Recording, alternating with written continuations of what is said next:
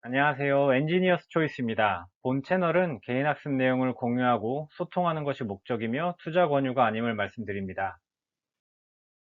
지난 시간에 이어서 에브리봇의 재무구조 분석, 성장 모멘텀 등에 대해 살펴보겠습니다. 먼저 포괄손익계산서를 보게 되면은 2020년도 매출액이 큰 폭으로 성장하였습니다. 따라서 이제 영업이익도 크게 성장하였는데 당기순이익은 적자를 보게 되었습니다. 2021년에는 영업이익이 오히려 줄었는데도 당기순이익은 큰 폭의 흑자를 기록하였습니다. 왜 20년도에 영업이익이 이렇게 성장했음에도 당기순이익이 적자가 된 것인지 알아보겠습니다. 올해 3월에 발행된 매출액 30% 이상 변동 공시를 보게 되면 21년도 당기순이익이 흑자 전환된 주요 원인으로 RCPS, 즉 전환상환 우선주의 보통주 전환에 따른 평가 이슈 해소로 당기순이익이 증가하였다고 밝혔습니다. 여기서 말하는 전환상환 우선주가 무엇인지에 대해서 일단 알아보겠습니다. 전환상환 우선주는 상환, 전환, 그리고 우선주 세 단어가 합쳐진 말입니다. 채권처럼 투자금 상환을 요청할 수 있는 상환권이 있고 우선주를 보통주로 전환할 수 있는 전환권이 있으며 회사 청산 시 또는 배당 시 자녀 재산 배당금 분배에 있어 보통주보다 유리한 우선권을 가지고 있습니다. 따라서 엔젤 투자자나 벤처 캐피탈 등 투자자는 흔히 전환 상환 우선주의 형태로 초기 기업에 자금을 조달하는데 왜냐하면은 우선 배당권과 상환권, 전환권이 모두 포함되고 있어 투자 위험을 최소화할 수 있기 때문입니다. 에브리봇의 전환 상환 우선주 현황을 확인해 보겠습니다. 에브리봇은 2017년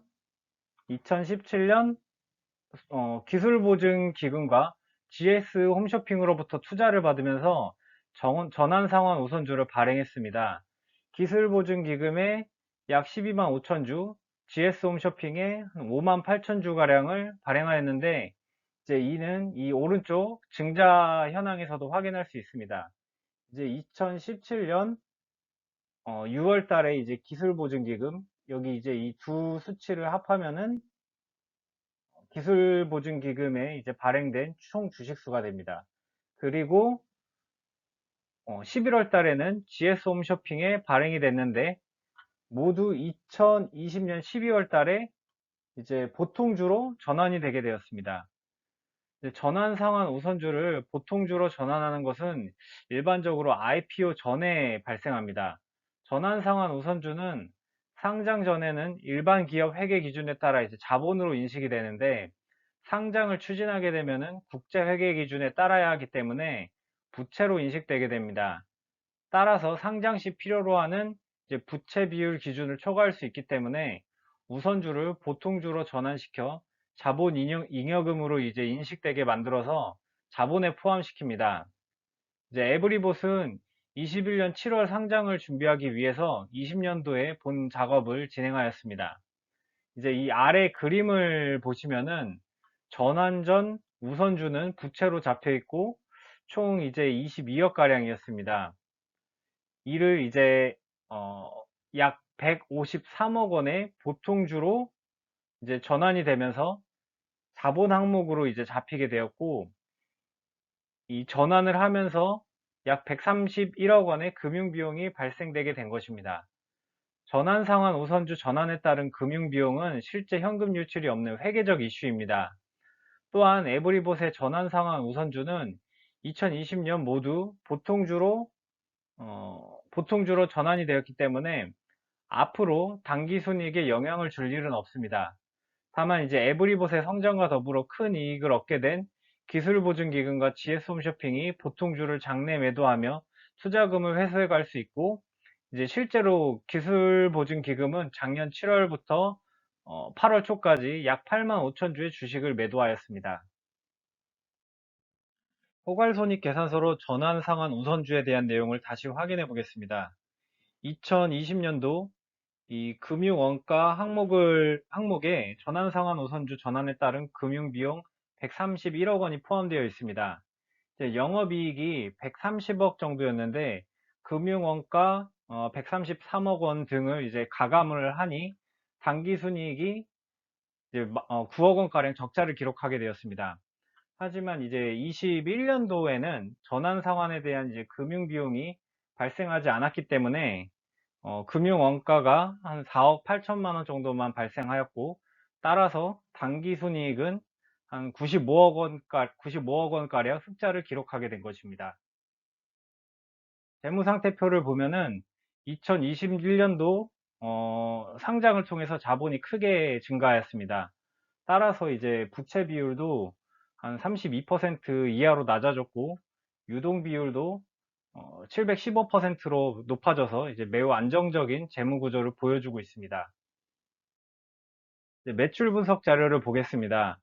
지난 시간에 제품과 상품의 이제 구분, 그리고 이 품목들에 대해서 자세히 설명을 드렸으니까 궁금하신 분은 시청해 보시기를 추천드리겠습니다. 이제 이 엣지가 가장 많이 판매되는 상품인데 21년 출시된 TS300 모델로 인해서 이제 비율이 많이 이제 줄어들었습니다. 엣지는 이제 두 개의 걸레로 움직이는 모델이고 TS300은 세 개의 걸레로 움직이는 3스핀이라 불리우는 모델입니다.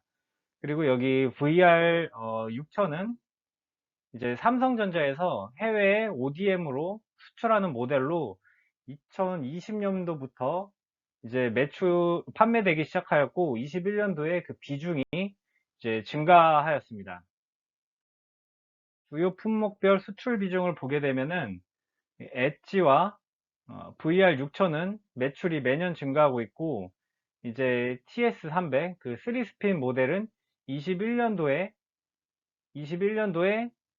6억 6천만 원 정도의 매출이 잡히기 시작했습니다. 전체 매출 중에 이제 수출이 차지하는 비중은 이제 12.7%인데 이 중 미주 지역 매출이 77.3%를 차지하고 있습니다. 22년도 실적 추정치를 보게 되면은 21년보다 매출은 한 70억가량 증가하고 영업이익은 한 2억 원가량 소폭 상승할 것으로 전망하고 있습니다. 당기순이익은 여기 나오지 않았는데 21년도와 이제 비슷한 수준을 기록하지 않을까 이제 개인적으로 예측하고 있습니다. 성장 모멘텀을 보도록 하겠습니다. 로봇 청소기 신제품 출시 계획을 보면은 이제 중고가 제품군에서 TS500이라는 새로운 모델을 출시할 예정이라고 합니다. 이 제품에는 에브리봇에서 자체 개발한 이 라이다 센서를 이제 탑재할 것으로 보입니다. 그렇게 된다면은 국내에서 처음으로 국산 라이다가 탑재된 로봇 청소기가 출시되는 것입니다. 이제 기존 중저가 제품군도 각각 성능이 개선된 새로운 버전의 제품이 출시될 것으로 보이고, 이제 신규 고가 상품 3i 홈도 출시가 될 것으로 보입니다. 그리고 자율주행 솔루션을 결합한 공기청정기 로봇도 개발 중입니다. 공기청정기 로봇은 이전 영상에서 잠깐 보여드렸는데 이제 집이나 사무실 등 실내 공간별 공기질을 분석하고 필요한 공간을 스스로 이동하여 이제 공기를 케어하는 지능형 홈 서비스 로봇입니다. 이 제품이 있으면은 이제 각 방마다 혹은 각 사무실마다 공기청정기를 따로따로 설치할 필요가 없어지게 됩니다. 마지막으로 수출 지역 및 유통 채널 확대입니다. 에브리봇은 이제 2020년 미국 아마존닷컴에 입점하여 안정적인 매출을 이제 기록하고 있습니다.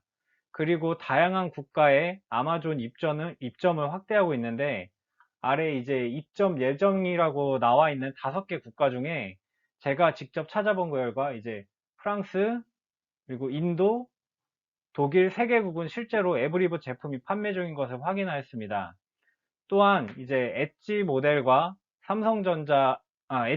이제 삼성전자와 ODM 계약을 체결해서 삼성이라는 이제 브랜드명으로 미국, 이탈리아, 폴란드, 브라질 등 여러 국가에 판매가 되고 있습니다.